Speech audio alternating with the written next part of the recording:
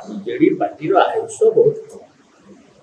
BJD ପାର୍ଟିର ଯେତେବେଳେ ଆୟୁଷଟା କମ୍, ସେ କେତେ ଦିନ ବଞ୍ଚିବ?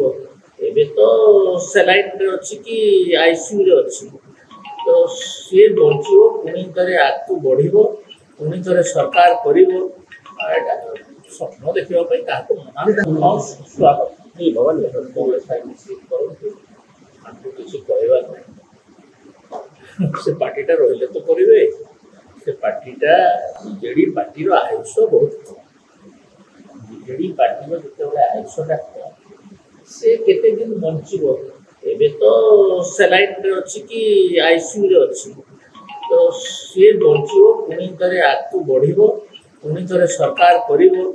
ଏଇଟା ସ୍ୱପ୍ନ ଦେଖିବା ପାଇଁ କାହାକୁ ମନା ନାହିଁ। ଦଳକୁ ବଞ୍ଚେଇବା ପାଇଁ, ଦଳ ଭାଙ୍ଗି ଭାଙ୍ଗି ଖଣ୍ଡ ଖଣ୍ଡ ହେଇଯିବା ପାଇଁ ବସିଛି, ତ ବଞ୍ଚେଇବା ପାଇଁ ସେମିତି କହୁଛନ୍ତି। ଆଉ ନେତୃତ୍ୱ କାହିଁକି?